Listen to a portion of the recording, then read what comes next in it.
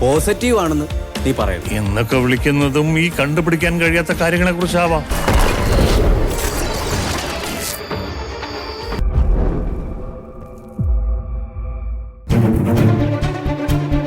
എന്താടാ നിനക്കൊന്നും പറയാനില്ലേ?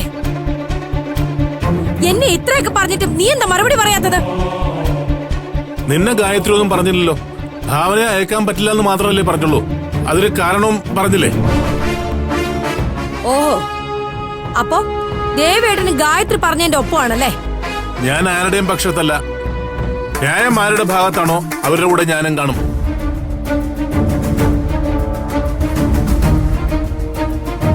ഞാൻ ഇങ്ങനൊരു തീരുമാനമെടുത്തതിന്റെ പേരിൽ നിങ്ങൾ തമ്മിലൊരു പ്രശ്നം വേണ്ട.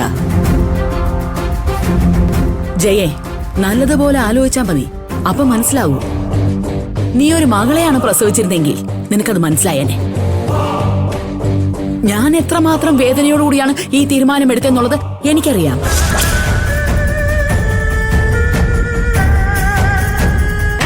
സ്വന്തം മോള് ഗർഭിണിയായി അവളുടെ ഭർത്താവിന്റെ വീട്ടിലിരിക്കുമ്പോ അവളെ കാണാൻ വേണ്ടി പോകുന്നത് ഏതൊരമ്മയും പോലെ എനിക്കും ആഗ്രഹമുള്ള കാര്യം തന്നെയാ.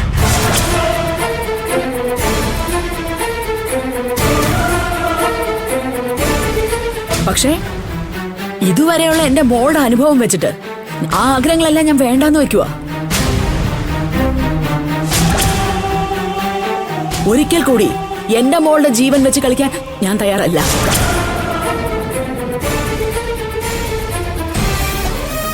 ഇനി എന്റെ മോളെ പ്രസവം കഴിഞ്ഞിട്ട് ഞാൻ അങ്ങോട്ട് അയക്കുന്നുള്ളൂ.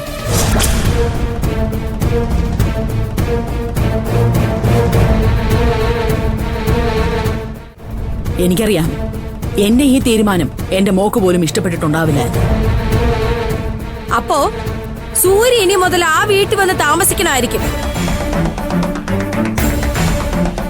ആ വേണ്ടി വന്ന ചില